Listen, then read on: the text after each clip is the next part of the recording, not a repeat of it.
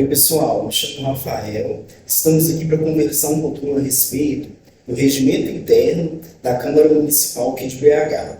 Antes que a gente adentre nos dispositivos do próprio regimento, antes que a gente vá para a capitalidade, é necessário que a gente primeiro converse aqui um pouquinho e contextualize para que não fiquemos perdidos. Vocês consigam entender, assim, realmente o espírito do regimento. Eu acho que entendendo o espírito do regimento, você consegue resolver melhor a questão, consegue assistir uma melhor aula de regimento e consegue compreender melhor o regimento. Então, olha só, a nível municipal, nós sabemos que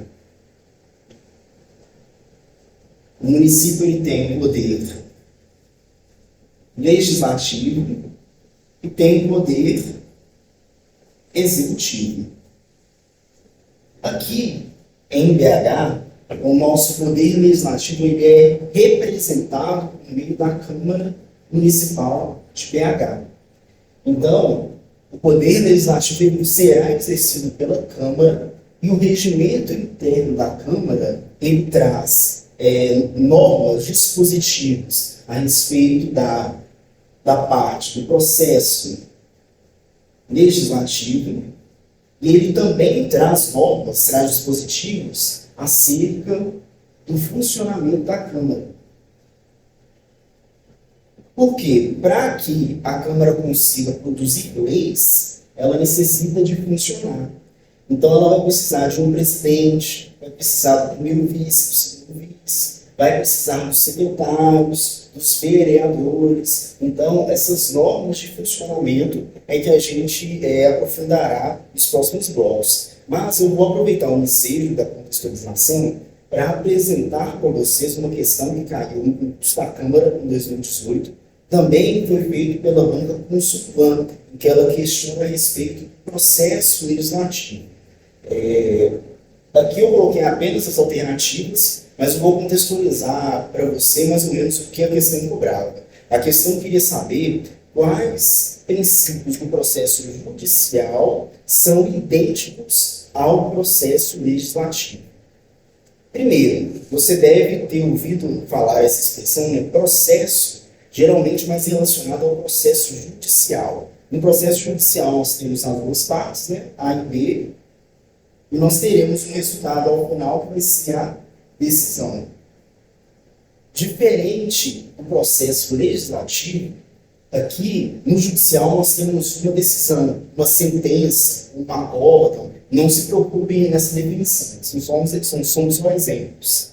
Diferente aqui no processo legislativo, nós temos um conjunto de atos concatenados, nós temos um complexo de atos, um ato relacionado ao outro, ligado ao outro, que ao final eles dão uma norma.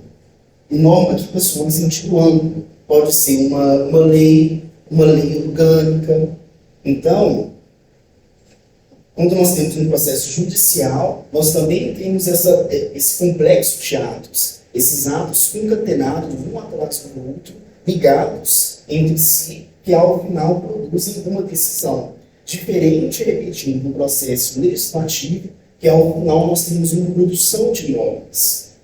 Então, para que nós tenhamos tanto uma decisão judicial correta e uma norma produzida corretamente, os dois processos precisam de respeitar o devido processo. O devido processo, ele determina o quê? Que é a nossa letra B.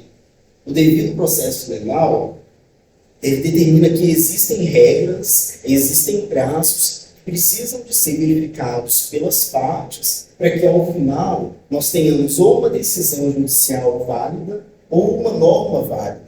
Se desrespeitado aquele direito, aquele prazo, aquela regra, a decisão ela vai ser inválida ou a norma será uma norma inválida.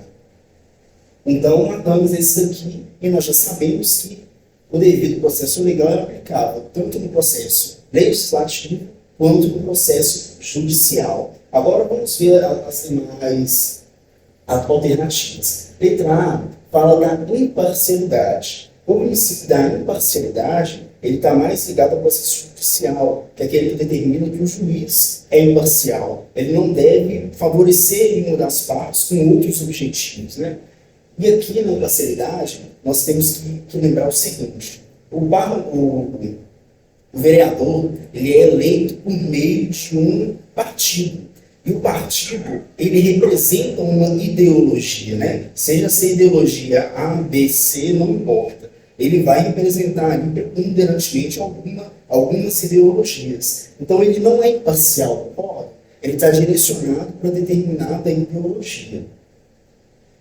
Nós já falamos da B. A C, do grau de jurisdição, esse princípio ele é apenas aplicável ao processo judicial. Porque no processo judicial, quando nós temos uma decisão de uma instância, de uma fase processual, e aquela decisão ela não agradou uma das partes, é possível que a parte recorra à instância superior para que revise aquela decisão, respeitado alguns requisitos mínimos, né? E o princípio da ampla defesa e contraditória é muito famoso, mais para o processo judicial, embora a ampla defesa e contraditória ela está mais relacionada à possibilidade de dar à outra parte o intuito de ser ouvida e de que aquela opinião daquela parte contrária ela influencie na decisão do juiz.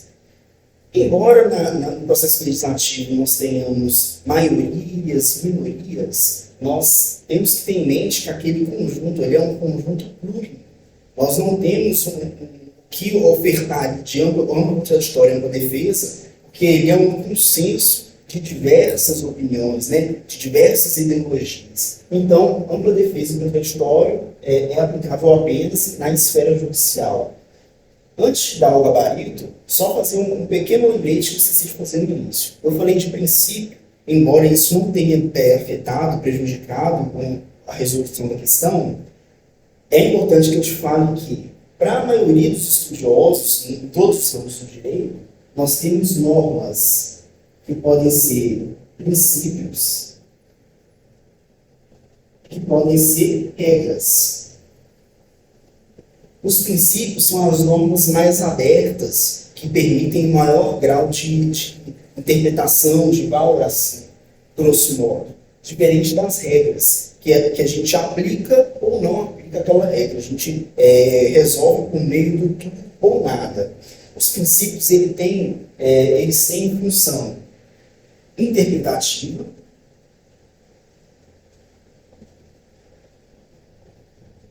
e função integradora. Função integradora é aquela função que permite o preenchimento de lacunas. Quando é resolvido um caso concreto e às vezes a lei não estabelece exatamente uma decisão concreta para aquele caso, é possível que o juiz preencha aquele buraco da norma por meio dos elementos que ele tem em mãos para poder fazer uma interpretação em determinado caso concreto. Então, nós temos aqui a função integradora, que é essa função de preencher lacunas. E a função interpretativa é aquela função que vai dar um norte, que vai dar um entendimento sobre determinado assunto. Então, às vezes, analisando a lei friamente, não é possível identificar o que quis dizer. Mas, vamos usar o princípio X, Y ou Z para verificar exatamente qual que é o intuito da lei, ou qual que é o intuito aqui na aplicação desse caso. Então, é essa função interpretativa. Então, feito esse panorama geral, explicado tudo isso, quais desses quatro aqui são aplicáveis tanto no processo judicial quanto no processo legislativo? É o devido processo legal, né? Letra B. Então, feito esse panorama de como é o regimento e dessa parte do processo legislativo, vamos encerrar o primeiro bloco para que a gente adentre no regimento, no próximo, e consiga conversar mais a respeito.